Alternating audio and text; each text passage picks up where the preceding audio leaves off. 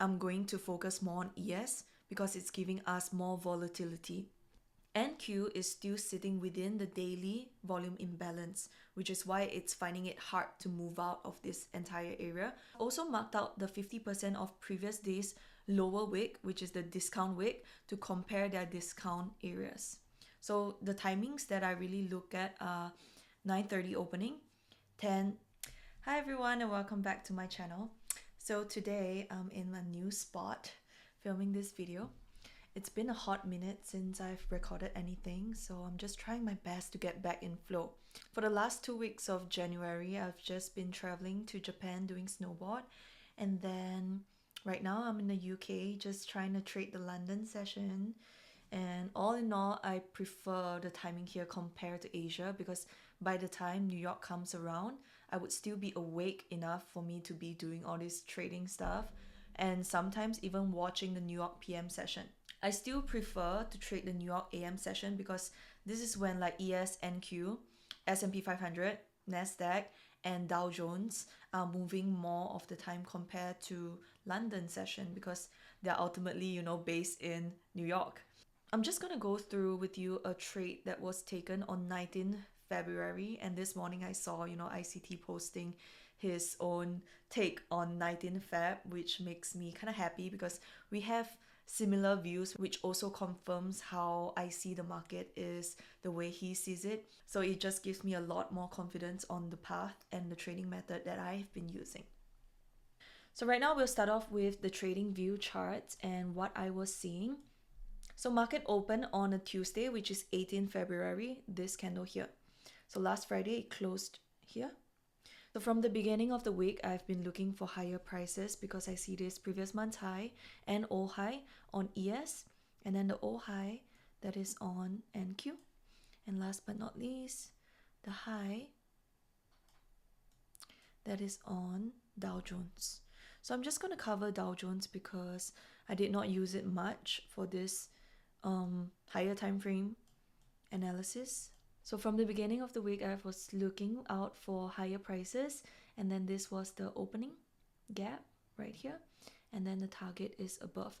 So if you could just see what price have been doing,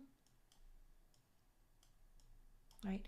We have the larger time frame divergence above between ES and NQ before the large move down. And during this large move down, it gave us another divergence where ES gave lower low while NQ gave us a higher low, which then sparked this move higher. So from this bottom all the way to the previous high, this was my dealing range. So any buyers I had from here, the low, all the way to the high is all bullish. So if you can see just the candle on the daily time frame itself, there are more green candles than there are red.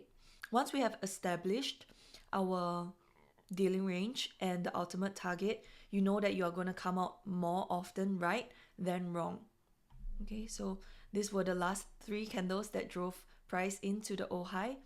And just what I can see from here is that ES have been giving us higher highs and lower lows, while NQ have been giving lower lows and higher lows. So while NQ is slowly, giving us a tighter and tighter range, ES is expanding itself. So on the past few days, I've been taking a lot of like break evens or 1:1 on NQ, and therefore I feel like I'm going to focus more on ES because it's giving us more volatility.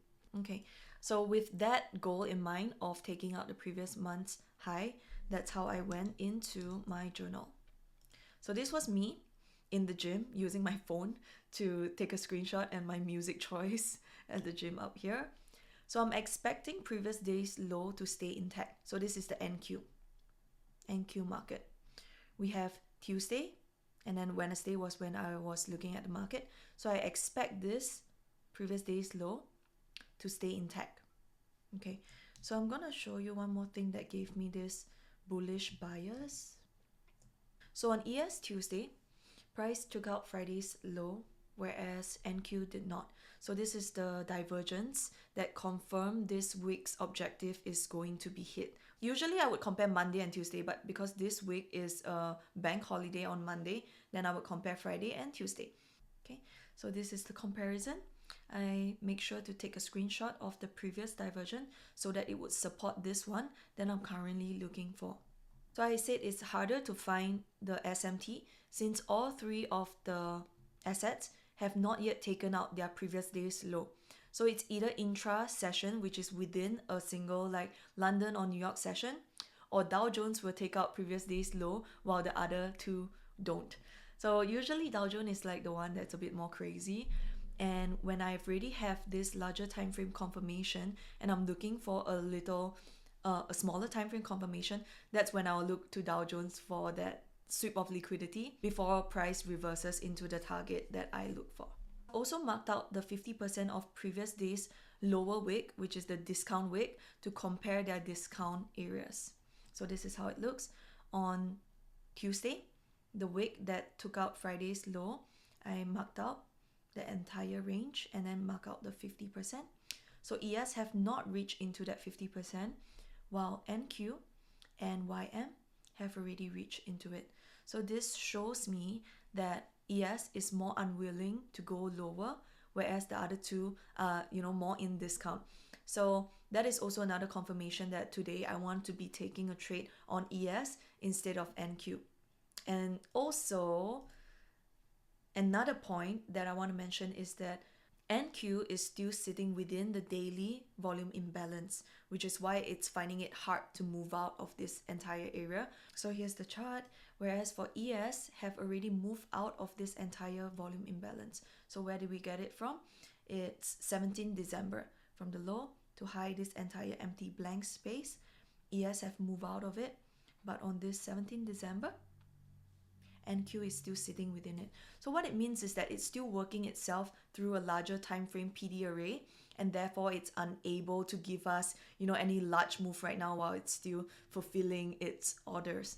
Going into New York session, I said that on minute 15, price is reaching into the previous day's low, which is delineated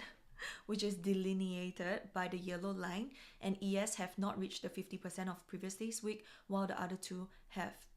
So on H1, you can still see the divergence between Tuesday and last Friday, and there's a precision candle on H1 9 a.m.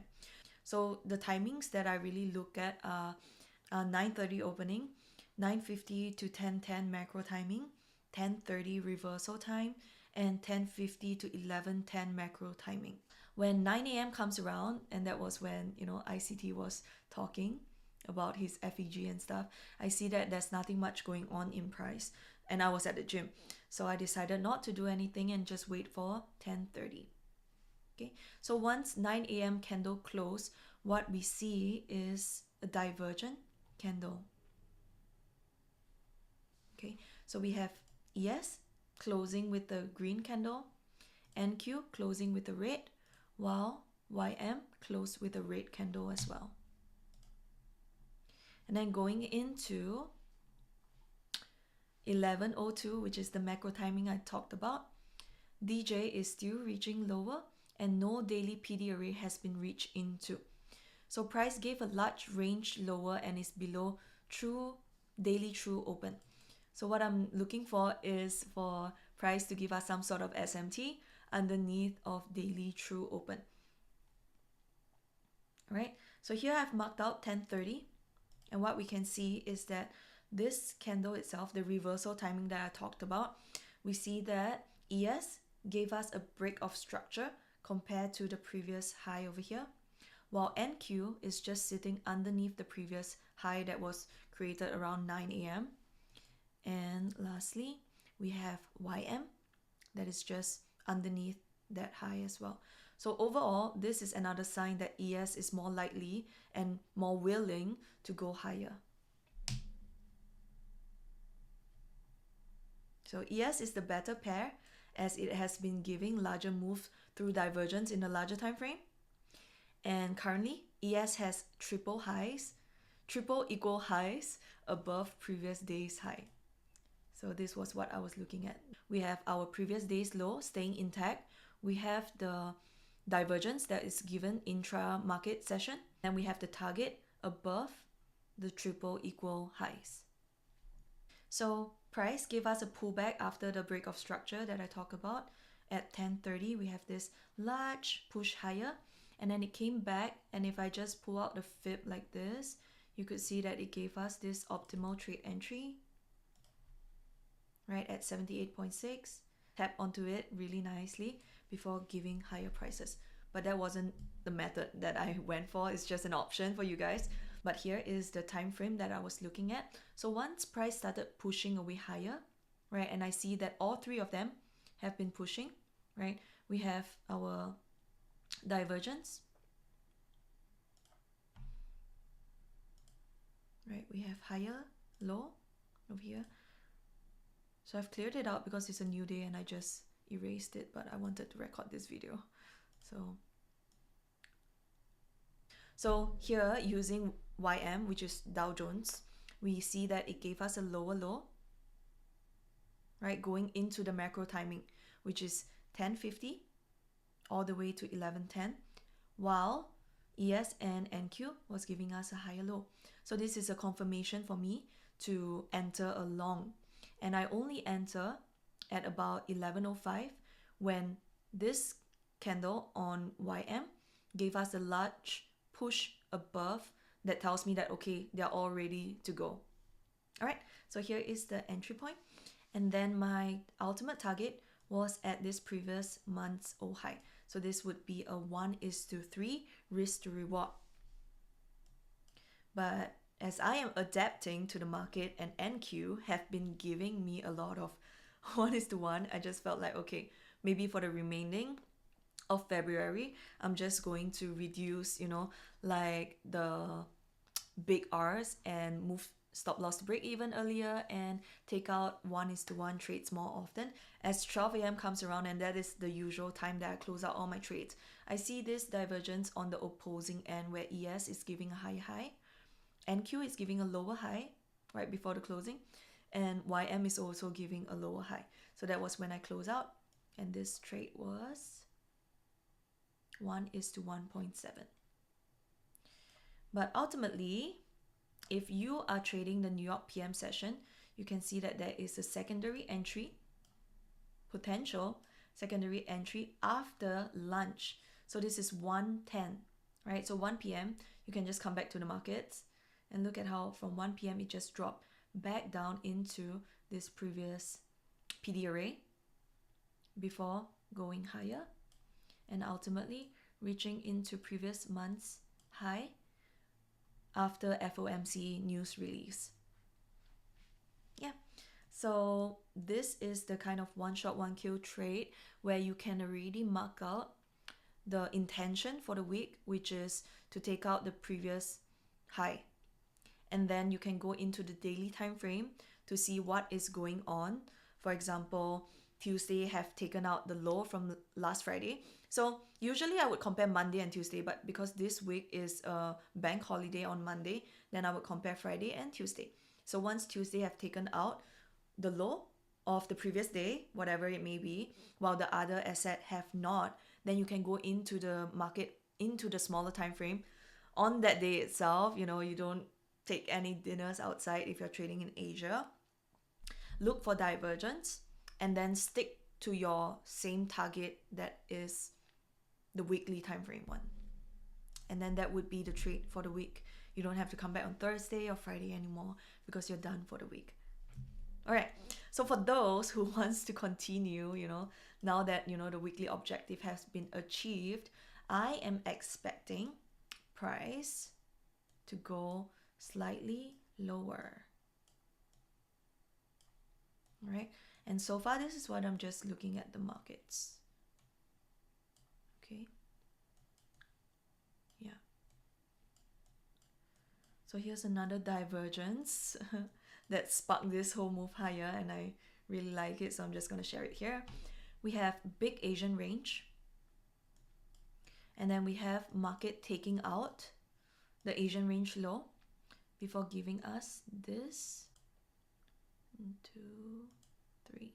On here, we have like a triple divergence where ES gave us a low, higher low, whereas NQ gave us a low, lower low, higher low. And lastly, we have YM giving us a low, higher low, lower low. So these three are just doing their own thing. And when it happens like this and we sit, you know, right within the Q zone of London, then I could anticipate, you know, like higher prices. And ta-da, it has been given. So this is just something for you guys to study. I hope it has sparked your thoughts more for divergence. You can also, you know, compare it with like pound, euro, and the dollar index if you're looking for more divergence. And this is just one that I can see right now. On the daily time frame, you have pound giving higher high, euro giving lower high, and the DXY giving lower lows. So the DXY is supposed to look like the mirror image, the river image, the reflection of euro and pound.